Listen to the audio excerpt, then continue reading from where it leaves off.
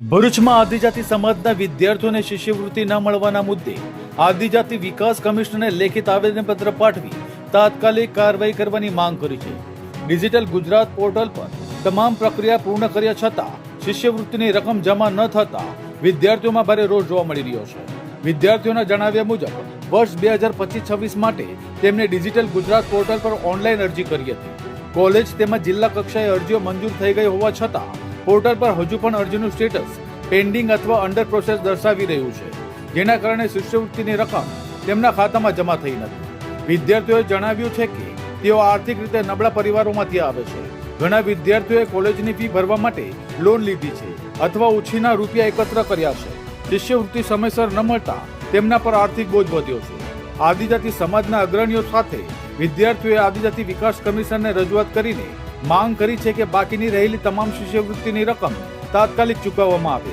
ઉપરાંત જો પોર્ટલમાં કોઈ ટેકનિકલ ખામી હોય તો તેને દૂર કરવા માટે ખાસ સહાય કેમ્પનું આયોજન કરવામાં આવે, જેથી કોઈ પણ વિદ્યાર્થી લાભથી વંચિત ન રહે। નમસ્કાર, આજ રોજ હું ધનરાજ વસાવા અહીં મારી સાથે થવા કોલેજના બીએડના સ્ટુડન્ટ્સો અહીં આવ્યા છે આદિજાતિ વિકાસ કમિશનરની કચેરી ખાતે।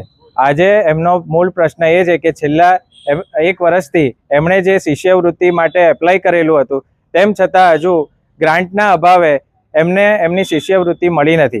આજે બીજું સેમિસ્ટર શરૂ થઈ ગયું છે ત્યારે બીજા સેમિસ્ટરની આપણે એક્ઝામ શિષ્યવૃત્તિના અભાવે એ લોકો ફીસ ભરી શકે એવું નથી અને આજે એ લોકો માનસિક ત્રાસથી હેરાન થઈ રહ્યા છે।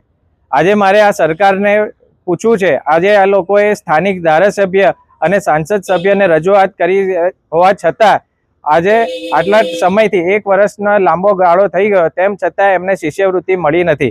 તો મારે એ પૂછવું છે કે જ્યારે તમે આદિવાસી વિસ્તારમાં આવો છો, આદિવાસી વિસ્તારમાં આવીને જ્યારે પ્રધાનમંત્રીના કાર્યક્રમ હેઠળ 80 કરોડ જેટલી રકમ ખર્ચાઈ જતી હોય ત્યારે આ વિદ્યાર્થીઓ જેમનું ભણતર આજે બગડી રહ્યું છે તેમને કેમ શિષ્યવૃત્તિ આજે આદિવાસી વિકાસ આદિજાતિ સમાજમાંથી આવતા વિદ્યાર્થીઓને મળતી નથી।